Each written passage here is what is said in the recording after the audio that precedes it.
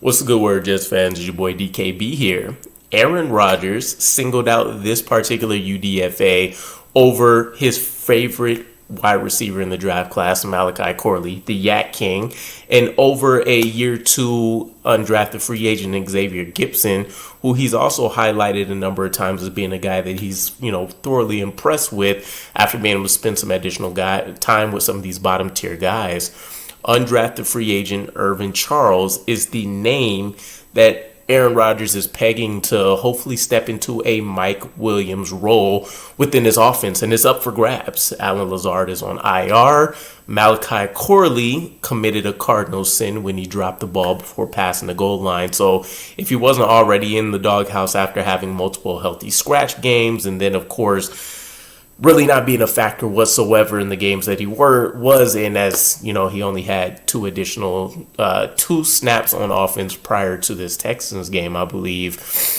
And then Xavier Gipson, who, again, he's had highlights, he's had some accolades, the Bills overtime return touchdown, and just generally being known as a plus returner. But this offseason, he did get highlighted as being exceptional when it came to being Aaron Rodgers' go-to weapon in zone against zone coverages for this Jets defense, and overall just kind of having a connection there that when you're trying to talk about finding that third weapon, we didn't really see with too many other players per se.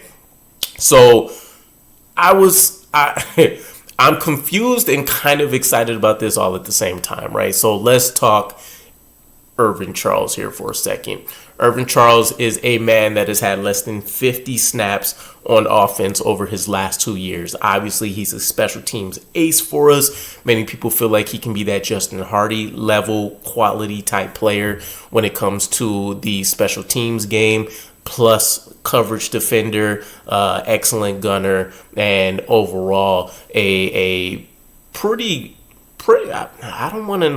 I don't know if I say elite, but he does well in open field coverage tackles, right? So from a special teams perspective, you get really happy. That's why he earned the moniker the Wolf of Special Teams, or the Wolf of New York, anyhow, from Robert Saleh when he was still here. But offensively, you really have to go back into his college tape and figure out what it is he can necessarily bring.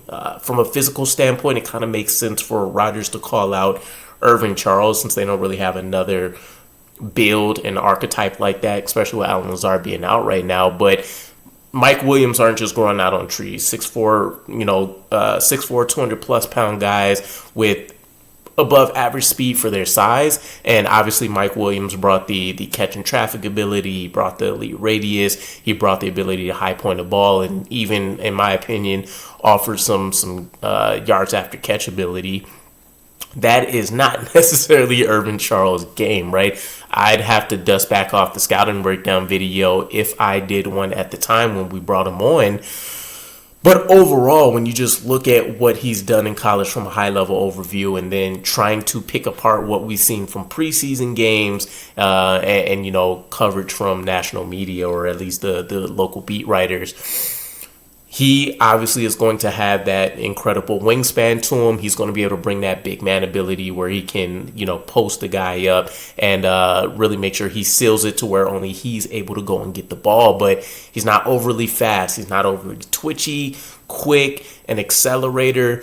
You talk about route ability. He's not a guy that's going to wow you there, but I do think there's something if he's able to get the ball in space in terms of yards after catch ability, and overall, if he can be even a lesser version of the chain mover that we got with Mike Williams, I think it's a win here.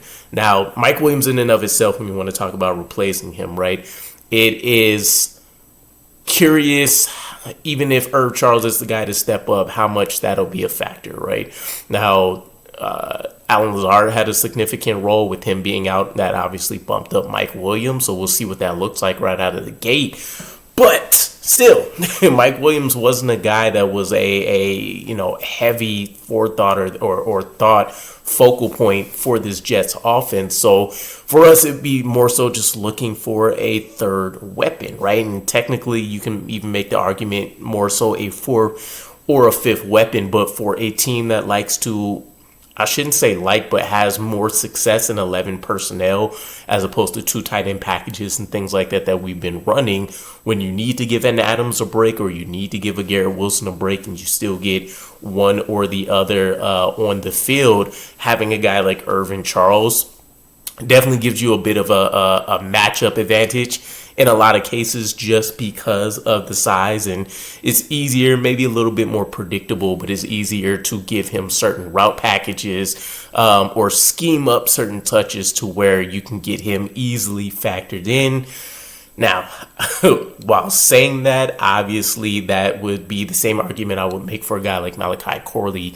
It would have been the same argument I would have made for guys like Denzel Mims and Elijah Moore and plenty of these other guys that we've seen fade into dust or just completely just not get utilized by this, not this, but overall the Jets offensive coaching staffs in the past. So I'm curious how this plays out. You let me know what you guys think about Irvin Charles and what his fit can be if he does end up being promoted, a huge promotion to wide receiver 3 in this offense just by virtue of Aaron Rodgers giving him a bit of praise. But for what it's worth, he did have an excellent offseason in one particular day where he had multiple touchdowns. I'm talking, I want to say 3 or 4 off the top of my head, and multiple big catches on the same day. And it was coming against guys like DJ Reed, Quantez Diggers, Jared Bernard Converse, who were all balling out over the course of this entire offseason.